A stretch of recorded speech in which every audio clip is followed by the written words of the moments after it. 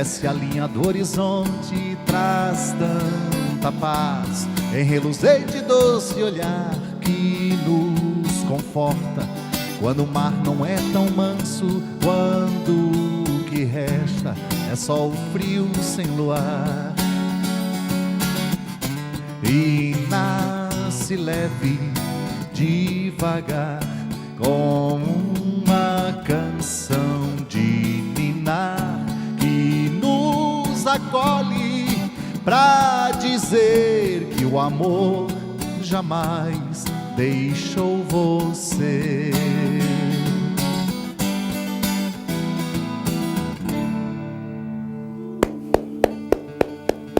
Ô, estimado, o que achou, Padilha, estimado, desse músico, Baby Felizardo?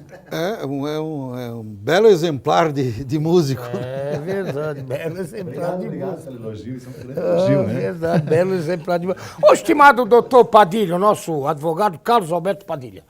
Estimado, você, na época, estudou aí no Cantagalo, no Aníbal de Barba, depois no Henrique Fonso, e daqui a pouco você vou fazer Direito em Blumenau, que não tinha faculdade de Direito aqui ainda. Tínhamos só administração de empresa e tal. Eu também fui fazer Direito lá porque também não tinha aqui.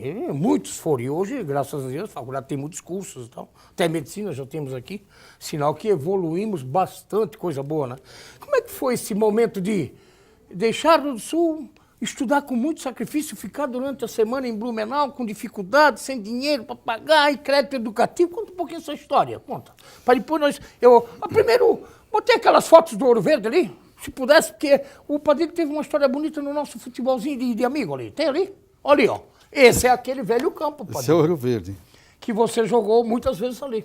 Olha só. E ele tá bem assim hoje também, por causa das enchentes, ele tá ruinzinho hoje. Tá bem derrubado, você viu lá esses dias, né? Tem a outra foto aí do time que o Padilha estava numa fotografia? Se tiver aí, manda a bala aí, porque... Olha, tá lá o estimado Padilha, ó. Até o Ademésio está lá, Padilha, ó. Uhum. Você está lá atrás, em pé do Ademésio, não é? Uhum. Está lá, né? Estou. Alguns desses aí, infelizmente, já subiram. Já nos deixaram. O Demércio. O Davi Fornazari. Deve ter mais um ou dois aí que agora não consigo identificar todos. Mas, enfim, esses aí são muitos amigos seus que você, por muitos e muitos anos, liderou, inclusive, as nossas festas de final de ano, aqueles eventos. Na verdade, o grupo Amigos de Sábado à Tarde é de bela história. É de bela história, não? Nós ali nos reunimos todos os sábados para jogar futebol, com chuva, com sol, com frio. Exato. Então, na verdade, o pessoal ainda continua, né? Aquilo que se diz uma cachaça, né? Um vício. Se deixava, muita gente chegou a deixar de chegar atrasado em casamento. Sem dúvida, por causa daquilo lá. Por causa daquilo lá. E continua até hoje. Deixar de ir em festa de aniversário por causa daquilo lá. Verdade, né? Então, mas era muito bom. Padilha jogou muito. Padilha, pois daí você foi fazer Direito em Blumenau. Essa é a trajetória que queria, para depois nós falar de Direito no outro bloco e tal, que é as áreas que você atua, com exceção do Direito Tributário e Previdenciário, me parece que o resto você faz uma clínica bem geral, né? Clínica geral. Uma clínica bem geral. Né? Mas como é que foi essa trajetória para conseguir estudar em Blumenau com custo caro e você não tinha dinheiro? Eu sei, você passou muita dificuldade. Eu acho que a decisão de ir estudar em Blumenau, ela vem de muitos anos antes, lá da minha terra infância. E eu devo isso à minha mãe. Aliás, os filhos devem muito a saudosa Dona Matilde, porque ela nos fez sonhar. Ela não admitiu que nós fôssemos, ela jamais admitia que nós fôssemos pobres, sim, mas incapazes, não. Então, ela criou sonhos na cabeça dos filhos e aquilo foi crescendo com cada um de nós. E eu trabalhei em algumas empresas aqui em Rio do Sul, né, como funcionário, como empregado. Mas aquele sonho, aquela coisa de um dia fazer direito, eu tinha minhas razões aí quando escolhi a área do direito, aquilo não me deixava acomodado, aquilo me incomodava, na verdade. E aí, um dia eu resolvi, agora é a hora de fazer direito. Mas aí não tinha direito em Rio do Sul. Disse, não tem problema, eu vou fazer em Blumenau. Aí fiz vestibular, passei de cara, e agora vamos fazer a faculdade. E aí fui para Blumenau para fazer faculdade. E para se manter lá, que você não podia trabalhar, né? Você trabalhava em Blumenau. Eu dei aula. Ah, você deu aula? Dei aula. Durante 5 anos eu fui professor. Mas no ginásio, escola... No Estado. No segundo grau? No segundo grau. Primeiro, hoje é ensino... Fundamental. Hoje é ensino fundamental. Hoje é né? ensino fundamental. Fundamental. Você deu aula durante 5 anos para poder se manter um pouquinho. Exatamente. Mas o professor era CT, né? Ganhava muito pouquinho, que ganhava era praticamente para suprir a minha estada em Blumenau, minha permanência em Blumenau. Para poder dormir e ter um alimento. Tinha um lugar para morar, né? Eu morei em pensão, morei em kitnet, essas coisas assim. Coisa bem de estudante mesmo. Bem de estudante, mas muito de estudante. Você passou algumas vezes necessidades até de alimentação? Você deve ter passado isso? Pode, Neguinho. A gente depois ri dessas coisas, mas às vezes ou só janta ou só almoço. Ou só janta ou só almoço. E assim, muitas vezes nada de café, né, da manhã. Nada de café da manhã. E essa história que eu não sabia também, você disse, mas o Rubens Gonçalves é meu padrinho, agora estou aqui na casa do Rubens, na Rede Bela Aliança Televisão. E que afilhado é esse que o Rubens adotou? Como foi isso? Eu considero o Rubens meu padrinho, meu padrinho acadêmico, porque quando eu entrei na faculdade eu tinha um Fusca. Né? Você já tinha um Fusquinha? Tinha um Fusca. Não, eu antes de ir para a faculdade, eu tive períodos muito bons financeiramente na minha vida. Não, eu com 20 anos eu tinha automóvel, tinha Você carro. Trabalhava em Rio do Sul, Trabalhava, claro. Fui vendedor do Prosdóximo. Na época que ser vendedor do Prosdóximo ou da HM... Da HM era um coqueluche. Era um cartão de crédito. Era um cartão de crédito, eu fui vendedor do Prosdóximo, mas eu saía com o uniforme na rua para fazer, né, para se mostrar que eu era vendedor com o crachá, né, porque aquilo abria portas. Abria, né? Eu tinha 2 coisas que abria porta para mim no comércio de Rio do Sul. Um era o nome do meu pai. Enio Padilha. Outro, naquele período em que eu fui vendedor do Prosdóximo, era o uniforme do Prosdóximo como vendedor. Né? Então, só que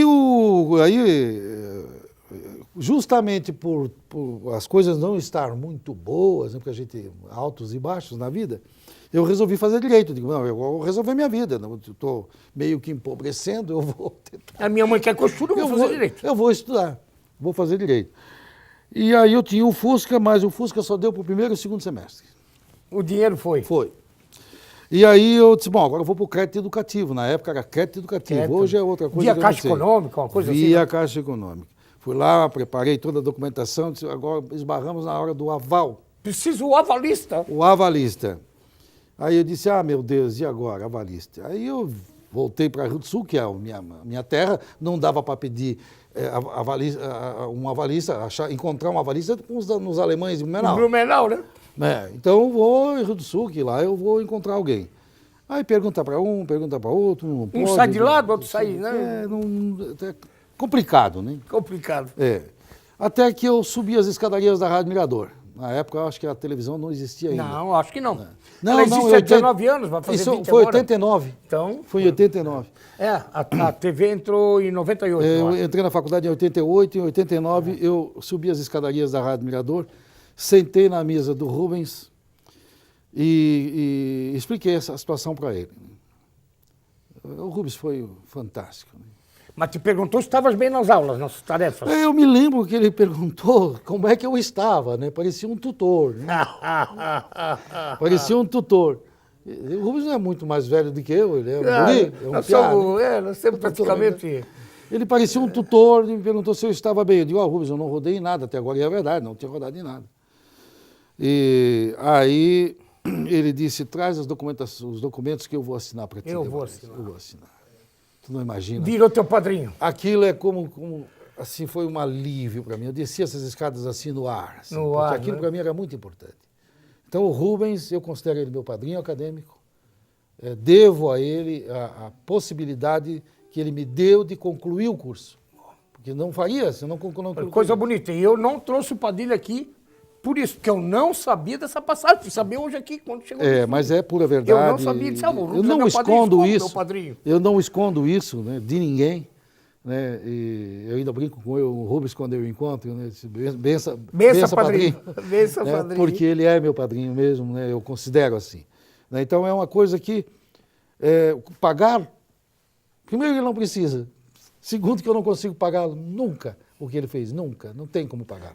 Porque não é fácil arrumar, todo mundo que está vendo e sabe quando precisou, ou se precisar de arruma, mas não é fácil. Primeiro, já é difícil pedir o aval. É verdade. Segundo, para quem vai assinar, o cara sempre tem um pé atrás.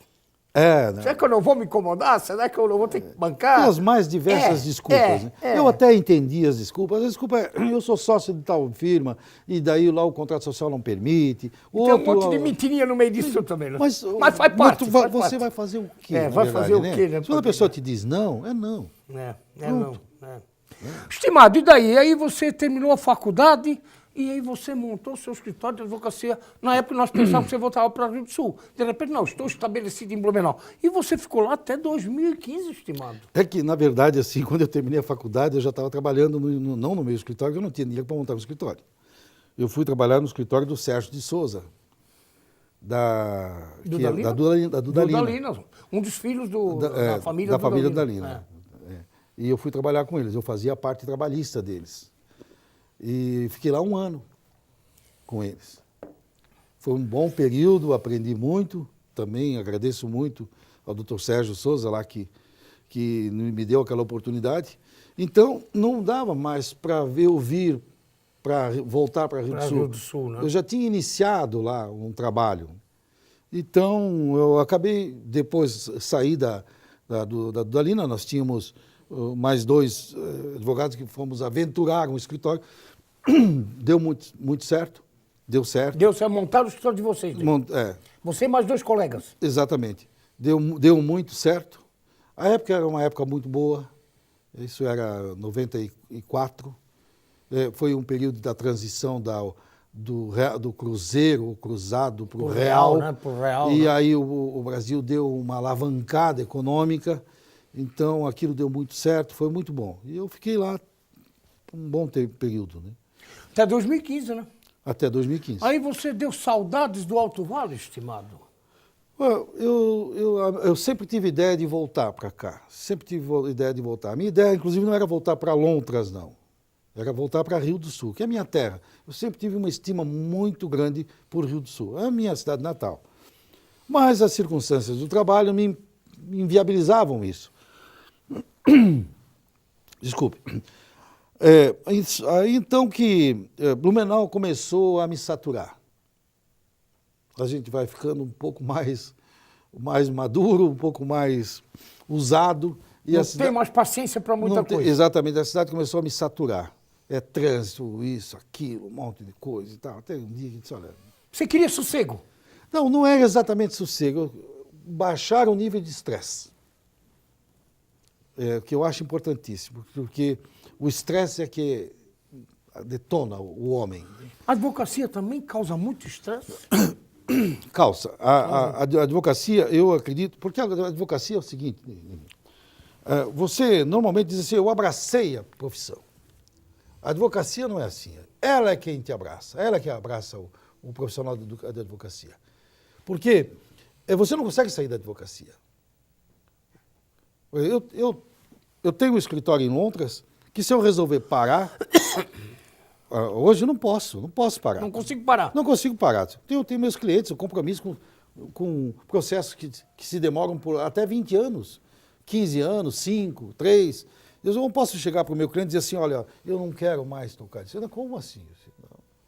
Vai me deixar na estrada agora, né? E nem a ordem permitiria que eu fizesse isso. Nem a ordem, né? A ordem dos advogados do Brasil. Então Você fez um juramento, né? Você, quando formou, faz um juramento? Não é nem pelo juramento, Negui. Não é nem pelo juramento. Porque, na verdade, é pelo compromisso legal que você tem. Quando alguém te assina uma procuração para você representá-lo. Porque essa procuração assinar para o advogado é uma coisa que tem peso, né? Ela é aquilo que vai te permitir representar o direito, o anseio do teu cliente junto ao judiciário. E você não pode abandonar isso lá pela metade da coisa e dizer, eu não quero mais. Aliás, por foro íntimo muito bem explicado, muito bem fundamentado, até pode. Mas isso vai passar pelo referendo do juiz para admitir ou não a tua saída do processo. Tem lá no Código de Processo Civil, quando o advogado pode renunciar ao mandato. Pode renunciar ao mandato, essa coisa. Bom, você fez direito, você sabe disso. Então, mas a advocacia é estressante porque você assume um compromisso quase ad eterno. Né? Quase para sempre. Quase para sempre, né? Quase para sempre. Só não é para sempre porque o advogado morre.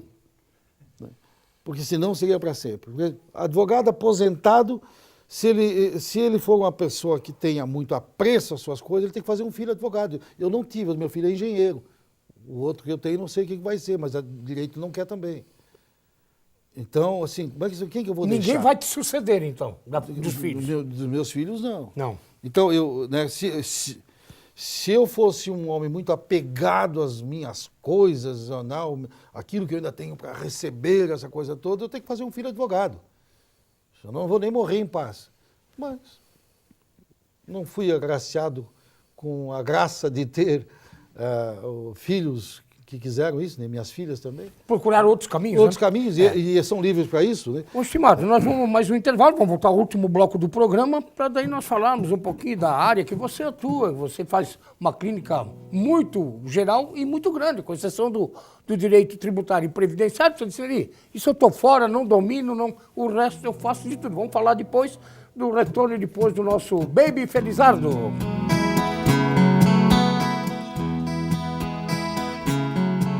I see trees of green, red roses too. I sit and bloom for many you, and I think to myself, what a wonderful world.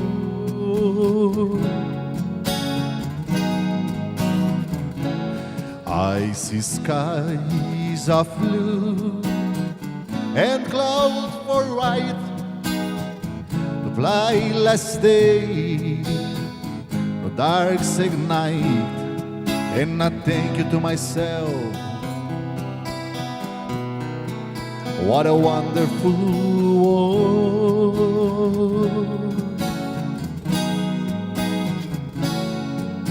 I think to myself,